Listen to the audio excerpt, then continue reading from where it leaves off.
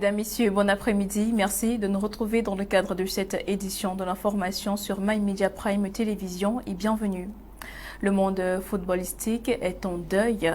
L'ancien lion indomptable de football Landry Nguemo, aussi appelé sous le nom Joël Tafak, a été arraché à la vie brutalement en mi-journée de ce jeudi 27 juin 2024 dans un accident de la circulation au village Ngomo, au niveau d'Obala, une localité située à environ 38 km de Yaoundé sur la nationale numéro 4. Un camion de marque Mercedes-Benz voulant effectuer un mauvais dépassement a heurté violemment le véhicule de marque Suzuki conduit par le nommé Tout-Dieu Francis Alain Désiré ayant à son bord l'international footballeur. Les deux occupants du véhicule ont trouvé la mort sur place. Les corps ont été déposés à la morgue AD Lucem des Phoques effectué par les soins de la brigade de Dobala. Je vous propose de regarder ces images amateurs de cet énième accident mortel sur nos routes. La même. Tout de suite, tout de suite. Tout de suite. C'est tout de suite. Rien ne s'est passé. Rien ne s'est passé. Tout de suite. Tout de suite. Tout de suite. Ils étaient deux dans la voiture. Tout de suite.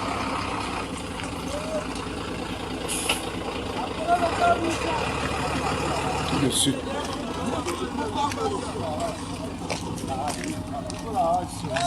Tout de suite.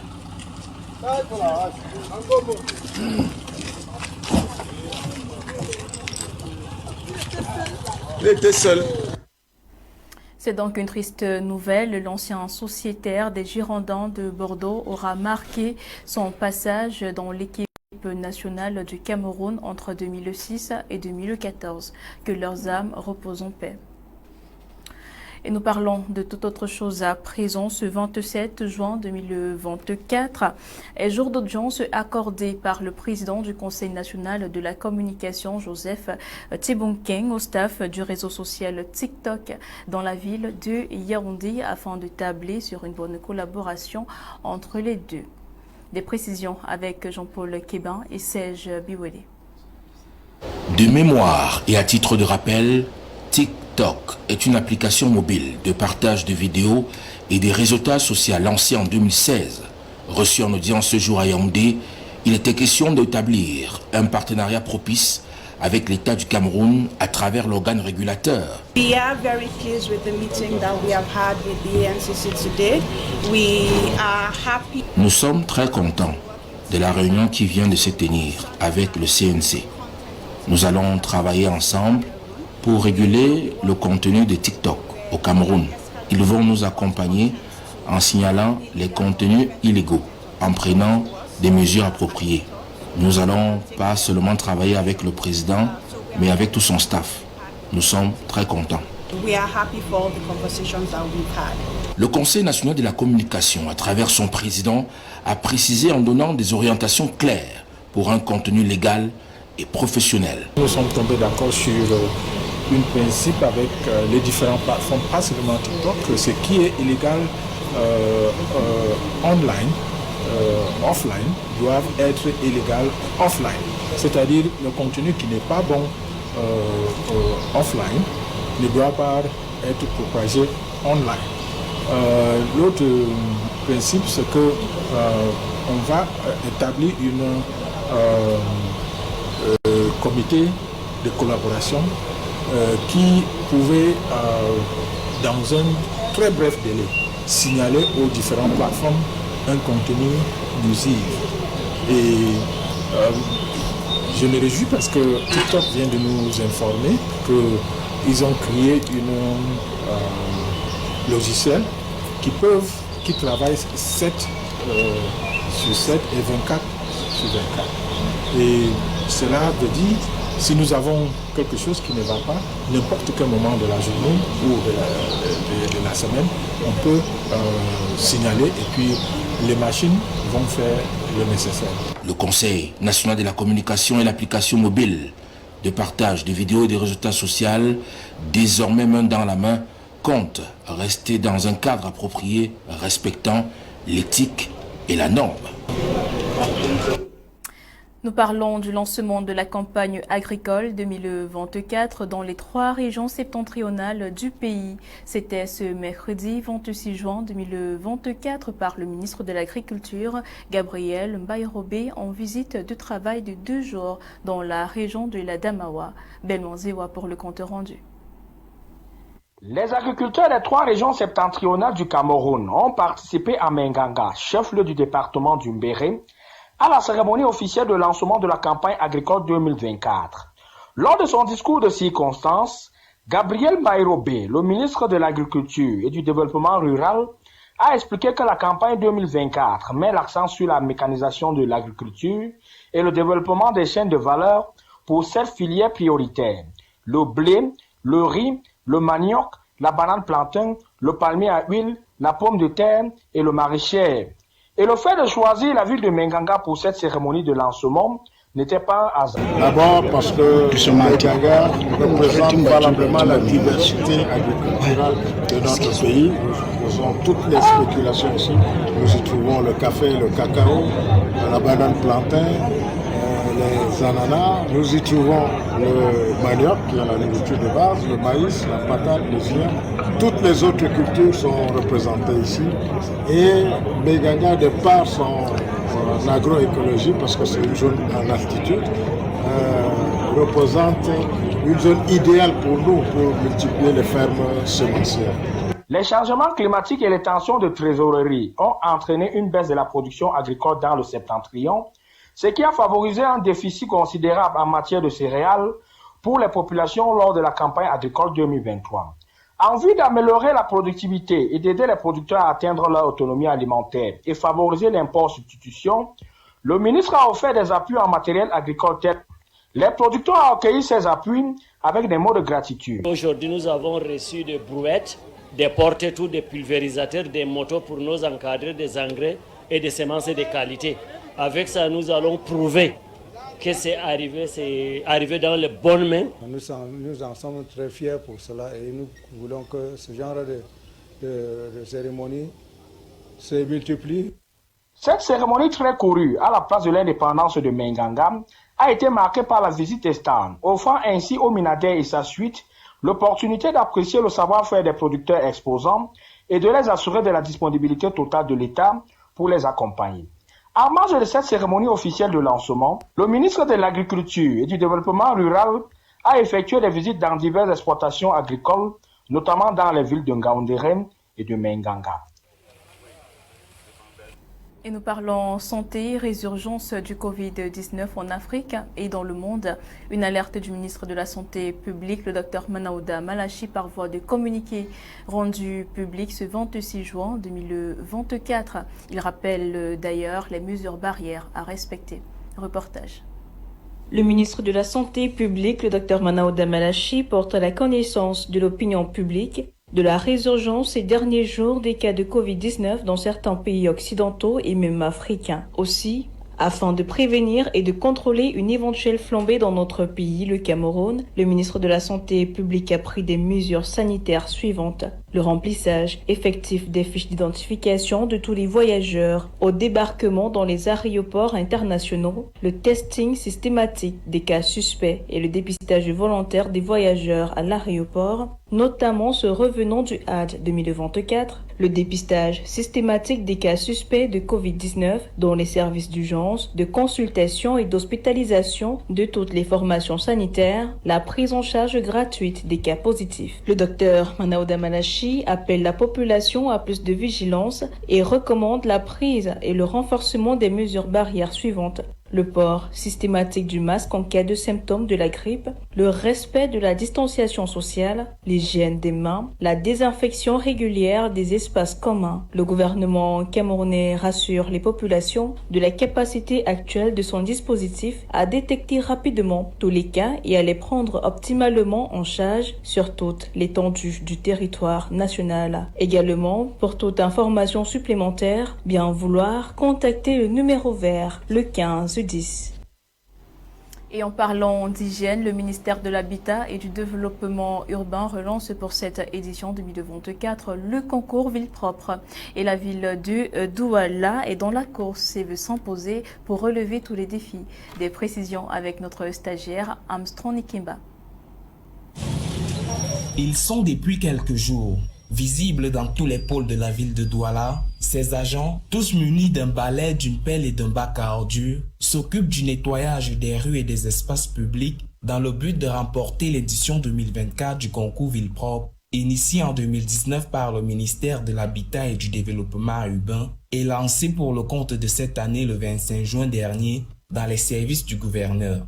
Le gouvernement de la République, à travers le MUNDU, a fait de l'assainissement un cadre de vie de ces populations, un des axes majeurs de sa politique de développement.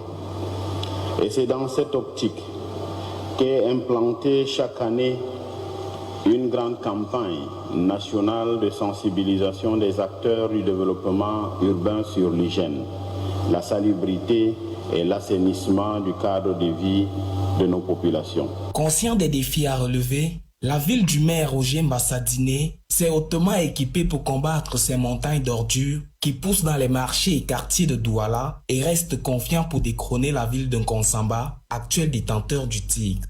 Je souhaiterais que les communes, toutes les autres communes du littoral, aillent à l'école de la commune de Nkonsamba premier pour essayer de voir la stratégie qui a été utilisée pour qu'ils puissent occuper cette place honorable au niveau national. Mais également, nous sommes en période de grandes vacances. Je peux donner quelques astuces.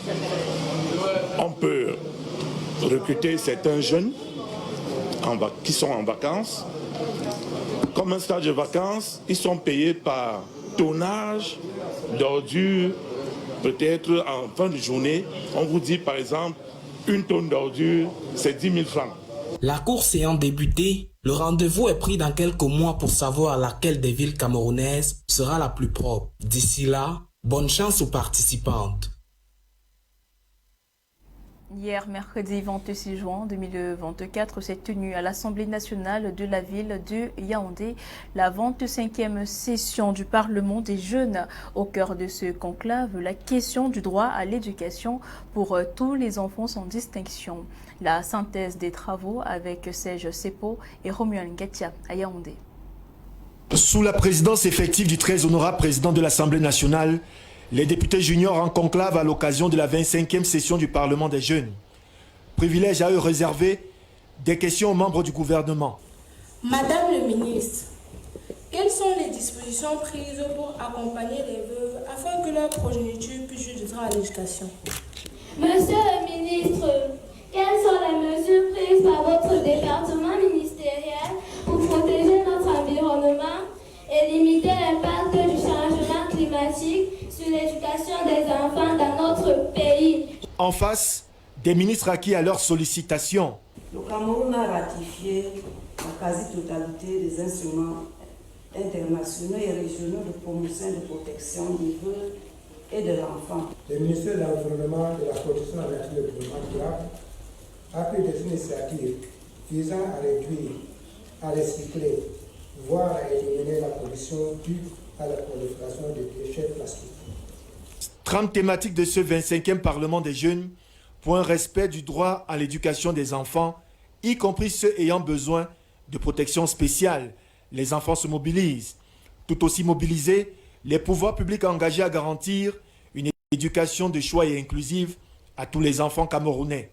Cette année, le mois de l'enfant camerounais est placé sous l'égide de l'éducation et sous le slogan « L'heure est venue ». L'heure est venue, en effet, de faire de l'éducation pour tous un bien essentiel. Comme le stipule la Charte africaine sur les droits et le bien-être de l'enfant, tout enfant a droit à l'éducation, quel que soit son lieu de résidence, sa race, son statut parental, son handicap, son sexe ou tout autre statut. Et l'Union africaine a décrété cette année 2024 année de l'éducation sur tout le continent. Un appel au gouvernement à faire de l'éducation une priorité, à reformer l'éducation en Afrique avec la perspective de former des jeunes dotés de capacités intellectuelles, scientifiques et éthiques au service de la transformation du continent. Pour un respect du droit à l'éducation des enfants, y compris ceux ayant besoin des mesures spéciales de protection au Cameroun, les enfants se mobilisent. Ce thème traduit à suffisance la volonté du gouvernement à mettre en exergue la nécessité d'une mobilisation générale de l'ensemble du corps social en faveur de l'éducation pour tous et que soient renforcées les actions visant l'accès à une éducation de qualité et adaptée. Ce qui suppose le renforcement des stratégies, les mesures et les solutions idoines conduisant au respect du droit à l'éducation de toutes les catégories d'enfants sans distinction aucune. Parole d'autorité en guise de caution pour un État qui fait de la promotion de sa jeunesse un levier cardinal pour son émergence. En synergie avec la communauté internationale, la 4e journée internationale des micro-entreprises et des petites et moyennes entreprises s'est tenue ce 27 juin dans la cité capitale du pays sous la houlette du ministre Achille Basileking. Face aux entrepreneurs et partenaires internationaux, le représentant du gouvernement a tenu à relever les enjeux de l'industrialisation dans la perspective de la politique de l'import-substitution. Et je vous propose à présent d'écouter la réaction justement du ministre des Petites et Moyennes Entreprises et de l'économie sociale, extrait sélectionné par Serge Sepo et Romuald Ngatia. La thématique cette année porte sur les micro, petites et moyennes entreprises et l'industrialisation inclusive. Il vous souvient que le chef de l'État, son Excellence Paul Biya, le 31 décembre 2023, dans son adresse à la Nation, mettait l'accent sur l'accélération de la politique d'impôt-substitution et la mise en œuvre du programme par le gouvernement de cette politique d'impôt-substitution. Les objectifs de développement durable, plus précisément l'objectif numéro 9, met l'accent justement sur la dynamique d'industrialisation comme ayant le potentiel en fait de concourir à la réalisation du développement durable et inclusif. Nous avons fait le choix donc aussi bien en conciliant les priorités en fait et le message d'ailleurs du secrétaire général des Nations Unies à l'occasion de cette journée, faire le lien avec les priorités nationales en matière d'industrialisation inclusive et durable et pour mettre en lumière la contribution des micro, petites et moyennes entreprises qui, comme vous le savez, représentent 98,9% de notre tissu productif national. Elles sont en fait en première ligne dans la production des biens et services et aujourd'hui nous les accompagnons dans la démarche qualité pour séduire davantage de consommateurs pour que les produits en fait made in Cameroun se vendent avec beaucoup de bonheur, aussi bien sur le marché national que sur les marchés internationaux. Nous reviendrons avec cette information dans nos prochaines éditions de l'information sur My Media Prime Télévision. La Commission nationale du bilinguisme et du multiculturalisme vient d'effectuer une visite de travail au port autonome de Kribi. Le constat fait état de l'application de la loi sur le bilinguisme et le multiculturalisme de décembre 2019. Inès Mengue Takomoussa pour les précisions. Au siège de la direction générale du port autonome de Kribi, la commission conduite par Ahmad Totomouna a échangé avec les chefs et cadres de structures qui opèrent sur la plateforme portuaire de Mboro. Nous avons visité une structure de langue. Et in situ, nous avons remarqué qu'il y a déjà un laboratoire de langue, d'apprentissage de la langue du français et de l'anglais.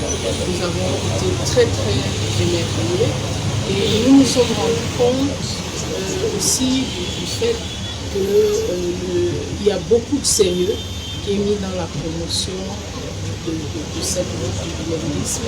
Le tour du propriétaire a permis aux membres de la Commission nationale pour la promotion du bilinguisme et du multiculturalisme d'apprécier les offres de formation linguistique proposées aux employés, de même que les initiatives de sensibilisation à la diversité culturelle et aux autres actions de promotion du vivre ensemble. Je pense qu'il faut dire ce qui est bien fait, il faut dire ce qui est déjà fait, qui est louable.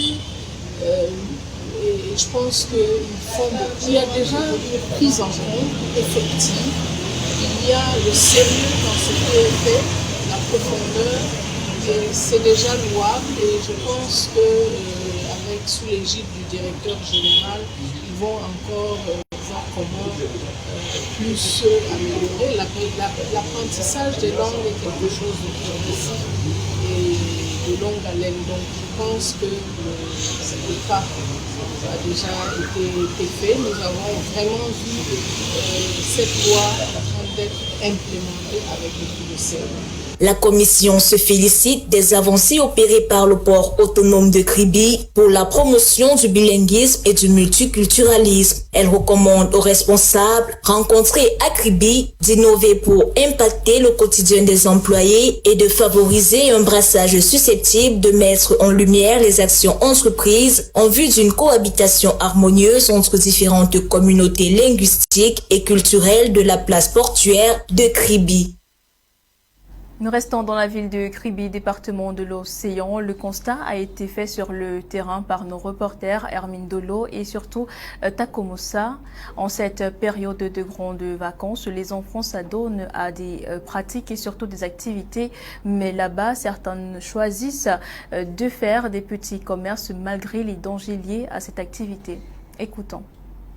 Comme nous sommes pendant les vacances, nous disons à tous ceux qui viennent à Kribi, à tous les touristes, de respecter les mesures édictées par les autorités locales. Pendant cette période de grandes vacances, de nombreux jeunes de la ville de Kribi, dans le département de l'Océan, se lancent dans plusieurs commerces pour gagner un peu d'argent et préparer la rentrée scolaire prochaine. Fruits, arachides, bitacola, beignets sucrés, eau glacée sont les vedettes phares en cette période de repos scolaire que propose ces tout petits aux usagers. Vous savez, on ne peut en aucun cas donner du travail à un enfant âgé de moins de 14 ans. La loi est claire, il ne peut y avoir de dérogation, quel que soit le type de travail, jamais à un enfant de moins de 14 ans. Évidemment, la personne qui sera sanctionnée, c'est la personne qui a mis au travail un enfant de moins de 14 ans, que ce soit ses parents, ses tuteurs ou même ses enseignants. Donc, c'est déplorable.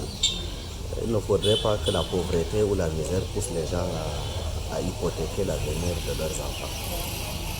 Plateau ou seau sur la tête, ils arpentent les ruelles des marchés, agences de voyage et quartiers pour proposer ces marchandises. Chose qui ne les met pas à l'abri du danger, surtout lorsqu'on connaît l'attitude de certaines personnes plus âgées qu'eux. On insiste beaucoup plus sur la sensibilisation parce que beaucoup de parents m'ont dit c'est pour préparer la rentrée scolaire. Je pense qu'il y a des mesures qu'on peut utiliser pour réduire les risques, n'est-ce pas, d'agression de violence. Par exemple, placer un enfant derrière un étal, c'est moins dangereux que de le laisser se balader dans la rue. Les autorités de la ville de Kribi, les parents, les tuteurs doivent donc redoubler d'efforts et de vigilance pour préserver la santé et la sécurité de ces enfants.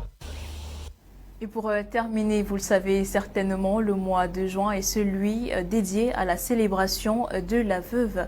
Pour l'occasion, la commune d'arrondissement de Yaoundé premier les a honorés en partageant des moments spéciaux avec elle durant la célébration à elle dédiée. Des détails avec Jean-Paul Kébin et Serge Biweli. Chants, danses et acclamations sont là. Quelques mouvements d'ensemble ont marqué l'accueil de l'édile de Yaoundé premier, où il a une nouvelle fois honoré son rendez-vous annuel avec les veuves. La salle des fêtes de la mairie éponyme a servi de cadre pour commémorer ces femmes ayant perdu leur époux lors de la journée internationale de la veuve, célébrée comme à l'accoutumée. Chers veuves de Yaoundé premier, Soyez célébrés. Et à cette occasion, nous avons pu détecter, observer à quel point la veuve est marginalisée. À quel point la veuve mérite plus de considération. Cet événement constitue une opportunité de sensibiliser le public sur la situation précaire des veuves, de présenter les injustices récurrentes qu'elles subissent, mais aussi de redonner du sourire et de la joie à cette couche vulnérable de la société. Je suis veuve depuis l'âge de 23 ans et j'ai su me maintenir grâce aux efforts de ma famille. Après, je suis entrée en association avec des veuves. Et ces associations, nous sommes aidés par le maire de Yaoundé Premier, notre maire Jean-Marie, qui nous aide à faire des formations. Les veuves ont ainsi pu présenter leur talent à travers les produits issus de leurs diverses formations et participer à des animations variées, dont un hymne à leur honneur. Une joie pour la présidente. C'est motiver déjà les femmes à se mettre en association pour travailler ensemble, pour monter des projets et les soumettre aux autorités. Parce que les autorités ne peuvent pas nous aider si nous n'allons pas vers eux et si nous ne leur présentons pas des projets. La 14e édition de la Journée internationale de la veuve s'est clôturée dans le premier arrondissement de la cité capitale, qui vient une fois de plus démontrer à quel point il est nécessaire de tirer la sonnette d'alarme face à la situation précaire de la veuve, à l'effet de trouver des voies et moyens pour changer le regard que porte la société sur ces femmes. Et voilà qui referme ce journal sur My Media Prime Télévision. Mesdames et messieurs, merci de nous avoir suivis. Restez en compagnie de nos programmes qui se poursuivent avec l'édition de l'information en langue anglaise à 18h30 exactement. Quant à nous, retrouvez-nous demain, même heure pour une autre édition du journal. D'ici là, portez-vous bien. Bye bye et à demain.